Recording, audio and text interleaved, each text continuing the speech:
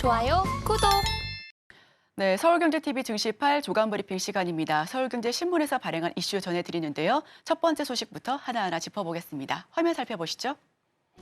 네, 연준 매파, 내년 초 금리 인하 가능, 달러 가치 4개월 내 최저치. 네, 간밤에 뉴욕 증시 3대 지수 보합권 내에서 혼조 흐름을 보였습니다.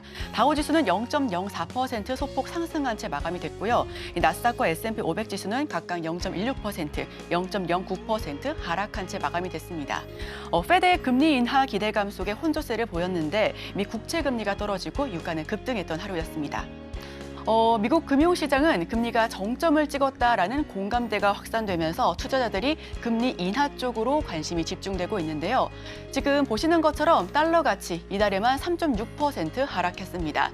10년물 국채 수익률 역시 4.2%대로 낮아졌고요. 금값은 배럴당 2,040불로 6개월 만에 최고치를 경신했습니다. 미 국채 10년물 금리는 장중 전일 대비 4.3bp 하락했습니다. 지난달 말과 비교하면 65bp나 떨어진 수치인데요. 불과 지난달 23일 장중 5%대를 찍으면서 2007년 글로벌 금융위기 이후 처음으로 5%대에 도착할 수 있다라는 우려가 확산이 됐었는데 지금 현재 상황은 급격한 방향 전환을 맞고 있습니다.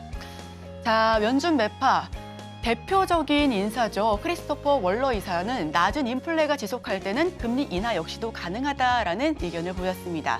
헤지펀드 수장 빌 에크먼 역시 내년 1분기에는 금리 인하할 것 같다라는 의견을 보였고 월가에서는 내년 5월에 인하할 가능성이 80%가 넘는다라고 점쳐지고 있습니다.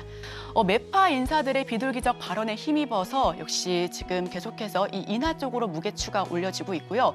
시장에서는 연준의 피벗, 즉 통화정책 전환 카운트다운이 시작했다라는 관측이 나오고 있습니다. 장기간의 금리 인상 사이클이 종료될 것이다라는 기대감도 함께 물려지고 있고요. 그렇기 때문에 성장주 위주로의 투자 관점도 옮겨지고 있습니다. 당초 5, 6월로 예상됐던 금리 인하 예측 시점도 조금 더 빨라지고 있음이 시사되고 있습니다. 자, 하지만 간밤의 뉴욕 증시는 이와는 달리 보합권 내에서 계속해서 등락을 거듭하다가 기술주 어느 정도 좀 하락한 채 마감이 됐습니다. 메타 역시도 하락세를 보였고요. 그리고 마이크로소프트와 애플 역시도 하락한 하루였습니다. 테슬라도 빠진 하루였는데 엔비디아만이 소폭 상승하면서 종가 형성했습니다. 기술주가 크게 상승하지는 않고 오히려 빠졌던 하루였던 만큼 오늘장 우리 증시 역시 기술주 반드시 체크해 나가야겠습니다. 정리하고 넘어가겠습니다. 달러 가치 이달에만 3.6%나 하락했고요. 10년물 수익률 4.2%대로 낮아졌습니다. 금값은 오히려 온스당 2,040불로 6개월 내내 최고치를 경신했다라는 소식까지도 전해드립니다. 네, 그럼 다음 소식으로 넘어갑니다. 롯데케미칼 차세대 배터리 분리막 개발 두 번째 소식으로 전해드립니다. 롯데케미칼이 리튬 메탈 배터리 관련 신기술을 개발했다라는 소식을 28일 공시했는데요.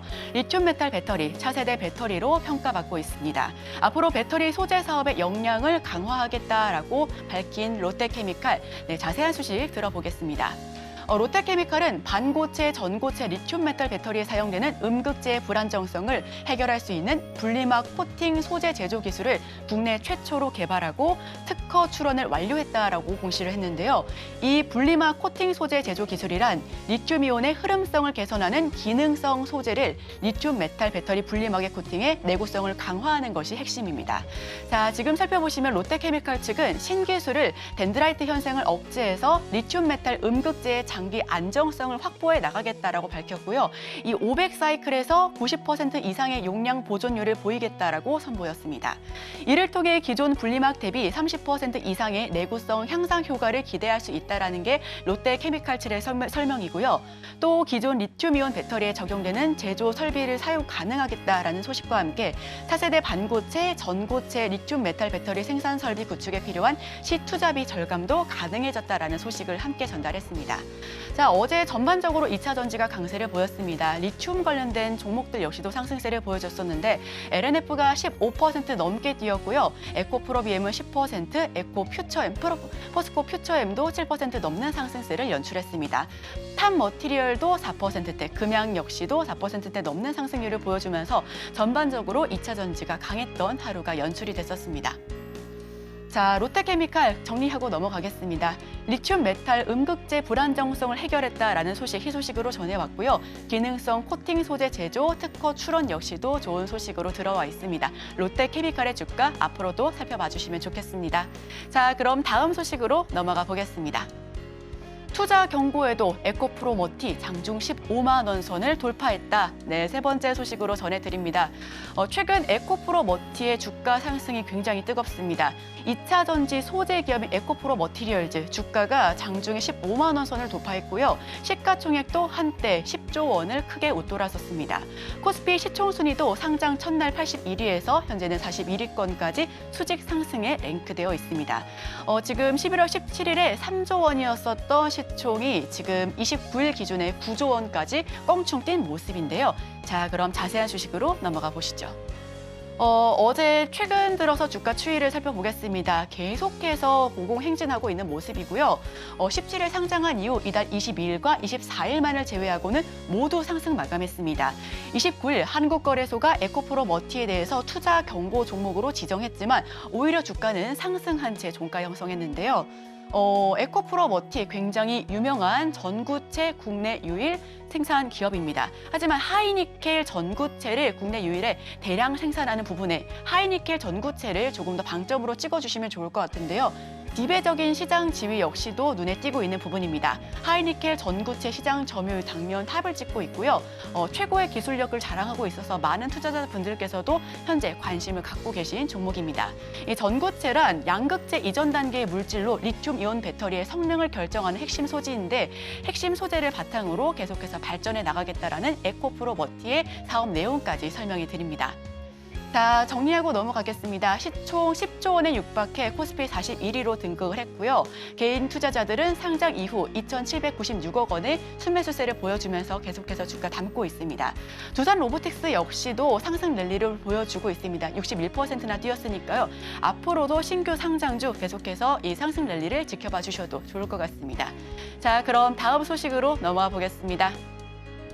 빅파마 러브콜 줄이는 삼성바이오로직스 영업이익 1조 원 누락. 네, 이번에는 바이오 소식으로 전해드립니다. 삼성바이오로직스 창사 이래 처음으로 3조 5천억 원이 육박하는 CMO 수주를 달성했다라는 소식으로 전해드리는데요. 지난해 1조 7,835억 원 대비 2배가량 증가한 수치입니다. 지금 그래프로 살펴보시더라도 연도별 추이를 살펴보면 2016년 3,066억 원에서 2022년을 지나 2023년에는 3조 원이 크게 웃돈 수치, 지금 그래프를 보시더라도 계속해서 우상향하고 있는 기조를 눈에 띌 수 있습니다.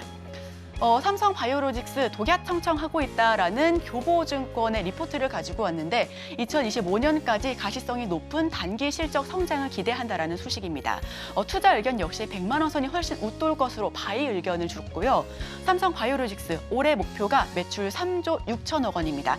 영업이익 1조 역시도 코앞에 두고 있고 19년 계약 체결한 아시아 소재 제약사 역시 다시금 계약을 체결했습니다.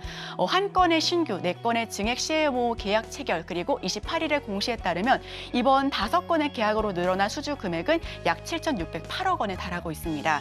신규 계약한 회사명은 이 비밀 유지 조항에 따라 비공개지만 글로벌 상위 20개 빅파마 고객사 확보라는 목표도 눈앞에 두고 있습니다.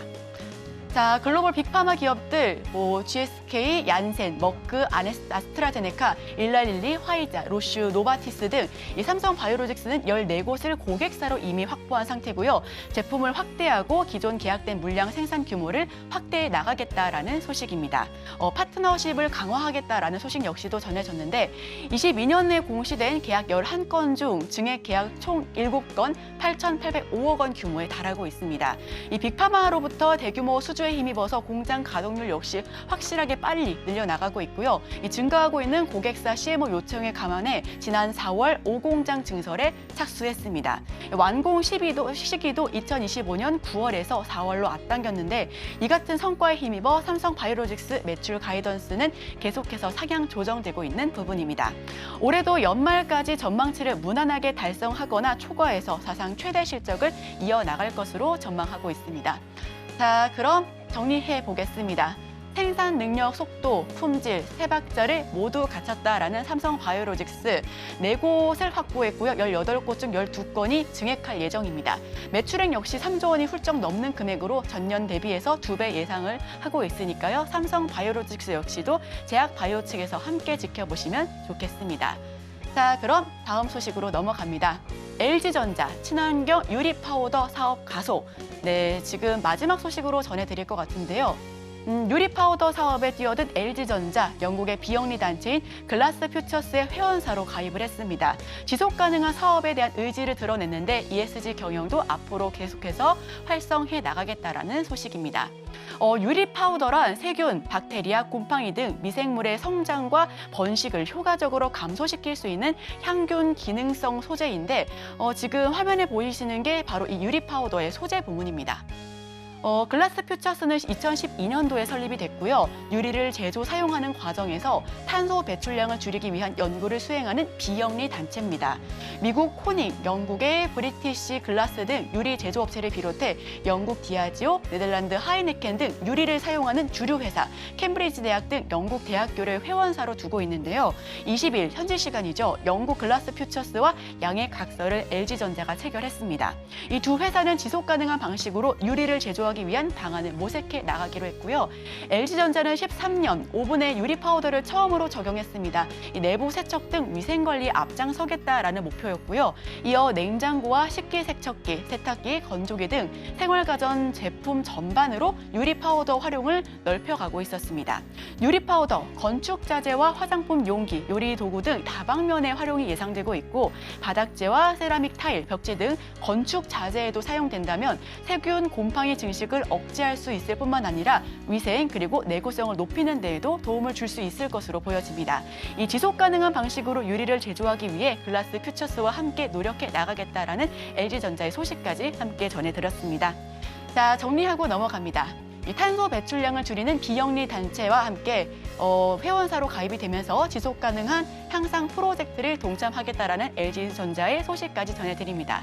자, 그럼 저희는 바로 이어서 오늘의 일면을 통해서 전문가 의견까지 한번 덧붙여서 들어보겠습니다. 저희와 끝까지 함께 하시죠. 좋아요, 구독!